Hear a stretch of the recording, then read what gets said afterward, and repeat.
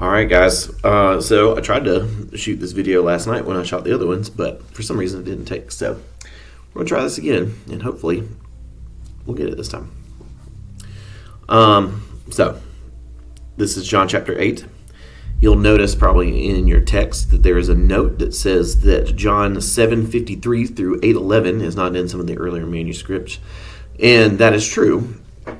However, it is in some of the earlier manuscripts of Luke, which is super interesting. And we don't know if this was a story that John told, that the people who came after him, his disciples, decided to include in his gospel when they started distributing it, or if this is just something that got omitted in earlier stuff and then added in later, or if the early disciples thought that it didn't fit as well in Luke as it does in John. It doesn't matter.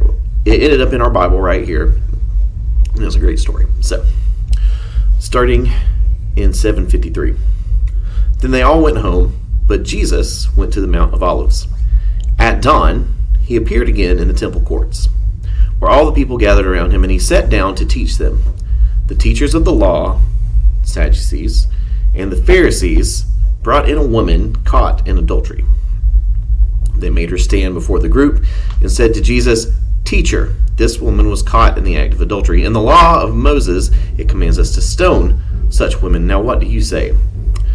Let's pause right here and talk about the statement they just made, because let's go back to Leviticus 20, verse 10, and see what the law of Moses says. In Leviticus 20, verse 10, it says, "If a man commits adultery with another man's wife, with the wife of his neighbor, both the adulterer and the adulteress are to be put to death." Both the adulterer and the adulteress. So to double down, let's go to Deuteronomy 22 through 24.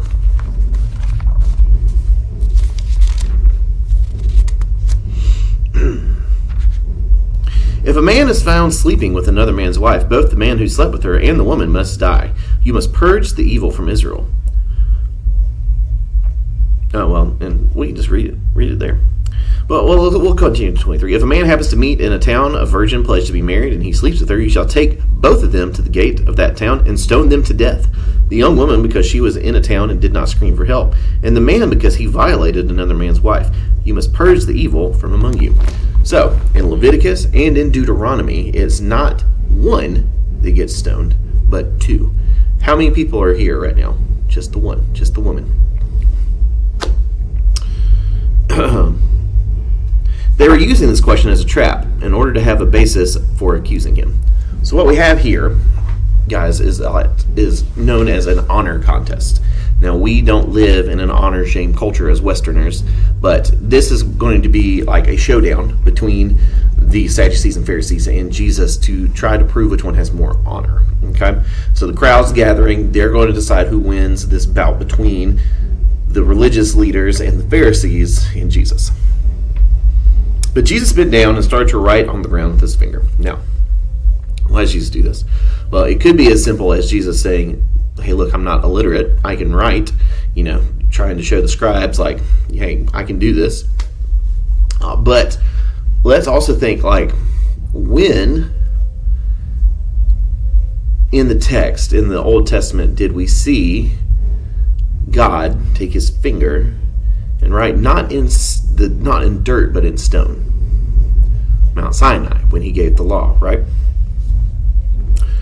The phrase that's used here in the Greek can also be interpreted as Jesus is writing a counter argument to the argument that they're presenting. When they kept on questioning him, he straightened up and said to them, "Let any one of you who is without sin be the first to throw a stone at her." Again, he stooped down and wrote on the ground. Funny enough that the only person in this crowd that is without sin is Jesus himself.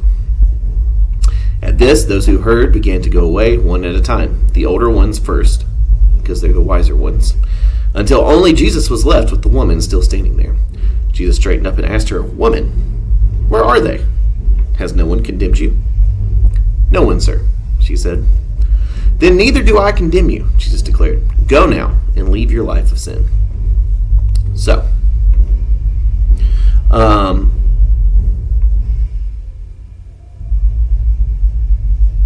we have this honor contest. The crowd dissipates. The Pharisees and Sadducees leave, so clearly Jesus has won the honor contest. And there's a little bit of some stuff from the Apocrypha going on right here. There's a story. I forget which book it's in. I should know that. I'm sorry. In the Apocrypha, where there is this woman named Susanna who's assaulted by these two men. The two men claim that she committed adultery. And they take their case to Daniel. This is set in ancient Babylon. So they take their case to Daniel. What Daniel does is he separates the two men and questions them, and their stories conflict. So he knows that Susanna is the victim here and not the one who perpetrated the crime.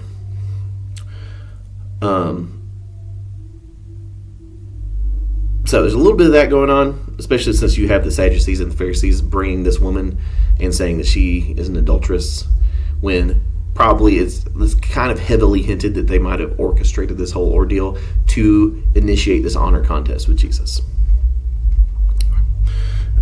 So where is this taking place? It says that Jesus is in the temple courts. We know he was just at the festival of Sukkot, and well, since they brought this woman in, we can assume that he's no further than the court of women, right? Because that's as far as the women were allowed to go in this temple system. When Jesus spoke again to the people, so this is a shift right here, okay? He said, "I am the light of the world. Whoever follows me will never walk in darkness, but will have the light of life." So if he's in the court of women, and Sukkot, the Festival of Tabernacles, booths, shelters, whatever you want to call it, is now over, this means that they're starting to set up for a holiday that we don't celebrate, but that our Jewish brothers and sisters still do, called Hanukkah. If you want to know the story of Hanukkah, that's another of the Second Temple Jewish literature that's not in our Bibles necessarily, but it's in the books of Maccabees. But the reason that we tell you this, why is Jesus sitting here saying that he's the light of the world all of a sudden, is because to set up for Hanukkah, they had 4 40-foot tall menorahs that they would erect in the temple, in the court of women. So imagine Jesus standing in front of these menorahs and declaring, "I am the light of the world." This is why the Pharisees challenged him. "Here you are, appearing as your own witness. Your testimony is not valid." Jesus answered, "Even if I testify on my own behalf, my testimony is valid, for I know where I come from and where I am going. But you have no idea where I come from or where I am going. You judge by human standards. I pass judgment on no one. But if I do judge, my decisions are true, because I am not alone. I stand with the Father who sent me. In your own law, it is written that the testimony of 2 witnesses is true." Think back to our biblical numerology talk, 2, integrity. "I am one who testifies for myself. My other witness is the Father who sent me." Then they asked him, "Where is your Father?" Now, this is kind of a dig at Jesus' birth story, I think. And you'll see why later. "You do not know me or my Father," Jesus replied. "If you knew me, you would know my Father also." He spoke these words while teaching in the temple courts near the place where the offerings were put. The offerings were usually put, the offering receptacles or whatever, usually in the court of women. Yet no one seized him because, once again, his hour had not yet come. We will continue to see his hour has not yet come until we get to the book of hours, which is the second third of the book of John. Once more Jesus said to them, "I am going away, and you will look for me, and you will die in your sin." Thanks for being real encouraging right there, Jesus. "Where I go, you cannot come." This made the Judeans, ask, "Will he kill himself? Is that why he says, 'Where I go, you cannot come'?" But he continued, "You are from below, I am from above. You are of this world, I am not of this world. I told you that you would die in your sins. If you do not believe that I am he, you will indeed die in your sins." "Who are you?" they asked. "Just what I've been telling you from the beginning," Jesus replied. "I have much to say in judgment of you, but he who sent me is trustworthy, and what I have heard from him, I tell the world." They did not understand that he was telling them about his Father, so Jesus said, "When you have lifted up the Son of Man, then you will know that I am he, and that I do nothing on my own, but speak just what the Father has taught me. The one who sent me is with me. He has not left me alone, for I always do what pleases him." Even as he spoke, Many believed in him. Verse 31. To the Judeans who had believed. So we do know that there are Judeans who have believed in him at this point. Jesus said, if you hold to my teaching, you are really my disciples. Then you will know the truth, and the truth will set you free. They answered him. No, they're going to get a little offensive here. Well, not offensive. They're going to get a little offended here. They answered him, we are Abraham's descendants and have never been slaves of anyone. How can you say that we shall be set free? Let's pause right here and look at this statement. We are Abraham's descendants and have never been slaves of anyone. Let's just review. The Egyptians, the Philistines, the Assyrians, the Babylonians, the Medo-Persians, the Greeks, and now if you look around the corner, you'll probably see a Roman centurion. It's amazing how we can get so caught up in the things that make us feel good, whether that's our heritage or our politics or our religion or whatever, that we will miss the bondage that we are in. Jesus replied, very truly, I tell you, everyone who sins is a slave to sin. Now a slave has no permanent place in the family, but a son belongs to it forever. So if the son sets you free, you will be free indeed. Slaves, if you read back in your Torah, it's not slavery, once again, in a biblical context, is not the same way that we understand it as Westerners in our historical context, especially in America. Slaves, if you look at the rules, could only be your slave for 7 years. And then you had to set them free, unless they wanted to continue in service to your family. Then if they wanted to stay forever, you would take their ear over to the doorpost, you'd put a thing in it, and that would mark that they're going to serve your family forever. And this is like almost like they become part of your family, right? Now, if the son has come and the son is now in charge of the kingdom or the household or whatever, then the son can choose to set you free whenever he wants, right?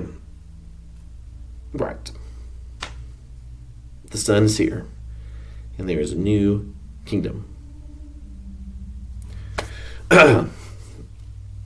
Verse 37. I know that you are Abraham's descendants, yet you are looking for a way to kill me, because you have no room for my word. I am telling you what I have seen in the Father's presence, and you are doing what you have heard from your father. Abraham is our father, they answered. If you were Abraham's children, said Jesus, then you would do what Abraham did. Let's review real quickly. What did Abraham do? Abraham didn't get it right all the time, for sure. In fact, he got it right only a couple times. But what consistently did Abraham do that's honorable? Number one, he was hospitable. He was always giving when he needed, or when people would come, he would come across people. He was an intercessor. We see this in the story of Sodom and Gomorrah, that Abraham stood in the gap for the people of that town. He was trusting. He left his home and his land, went to a foreign country when the Lord told him to, and he was always listening. When God spoke, Abraham heard him. He didn't always do what he said, but he was always listening to what God told him.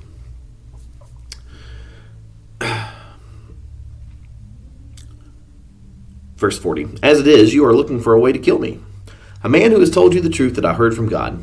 Abraham did not do such things. You are doing the works of your own father. Jesus is doubling down on this who is your father business, right? Now here is the big dig at Jesus, I think. We are not illegitimate children, they protested. The only father we have is God himself. Now if you read in some of the Old Testament prophets, God does refer to Israel as his firstborn son. But now Jesus, his actual firstborn son, is here on the scene. Jesus said to them, if God were your father, you would love me, for I have come here from God. I have not come on my own. God sent me. This is why why is my language not clear to you? Because you are unable to hear what I say. You belong to your father. This could also mean you are sent from your father, the devil. You want to carry out your father's desires. He was a murderer from the beginning, not holding to the truth, for there is no truth in him. When he lies, he speaks his native language, for he is a liar and the father of lies. Yet because I tell you the truth, you do not believe me. Can any of you prove me guilty of sin? If I am telling you the truth, why don't you believe me? Whoever belongs to God hears what God says. The reason you do not hear is that you do not belong to God.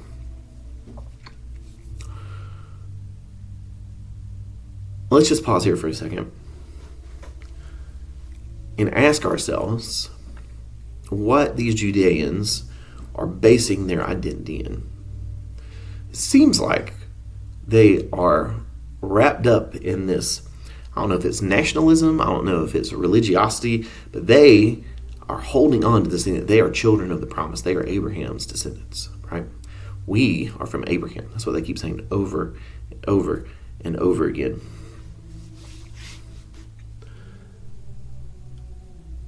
There are things in this world that are good that are not God. Not to say they're bad, but they're just not God. Things like money, right? Money is neither good nor bad. You can use money to build an orphanage, or you can use money to stockpile things for yourself and not be generous. Or a brick. Or you can use a brick to build an orphanage, you could use a brick to break a window at a bank and steal a whole bunch of money. It's neither good nor bad. Now, there's good things in this world, like your favorite football team. I'm sure that's a good thing. The causes that you are super passionate about, those are probably good things. But you can be a good thing and not be a God thing if there's anything in your life that supersedes how important God is, whether that's your football team or your political affiliation or your stance on this or your belief in that or your wife or your kids or whatever. There are only two kingdoms, the kingdom of heaven and everything else.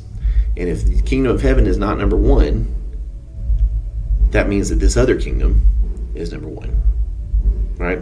Let us live in such a way that our highest priority is Jesus' priorities. Verse 48. The Jews answered him, Judeans answered him, "Aren't we right in saying that you are a Samaritan and demon-possessed?" A little bit of racism thrown in here now. Nice, guys. "I am not possessed by a demon," said Jesus, "but I honor my Father, and you dishonor me. I am not seeking glory for myself, but there is one who seeks it, and he is the judge. Very truly, I tell you, whoever obeys my word will never see death." At this they exclaimed, "Now we know that you are demon-possessed. Abraham died, and so did the prophets. Yet you say that whoever obeys your word will never taste death. Are you greater than our father Abraham? He died, and so did the prophets. Who do you think you are?" Jesus replied, "If I glorify myself, my glory means nothing. My Father, who you claim as your God, is the one who glorifies me. Though you do not know him, I know him. And if I said I did not, I would be a liar like you. But I do know him and obey his word. Your father Abraham rejoiced at the thought of seeing my day. He saw it and was glad." There's a midrash, this is Genesis Rabbah 44:25, where it talks about Abraham was shown the world to come. That's what Jesus is referring to here. "You are not yet 50 years old," they said to him, "and you have seen Abraham?" "Very truly, I tell you," Jesus answered, "before Abraham was, I am." Boom. Exodus 3:14. At this, they picked up stones to stone him, but Jesus hid himself, slipping away from the temple grounds. All right, guys, that's it. That's Genesis 8. Or not Genesis 8. John 8. Next week, we'll try to get through 9, 10, 11, and 12. It's going to be a whole thing. But maybe we'll get through 9, 10, 11, and half of 12. Anyway, I'm here for it. Grateful for you guys. Excited to be on this journey with you. Hope you're having a great week.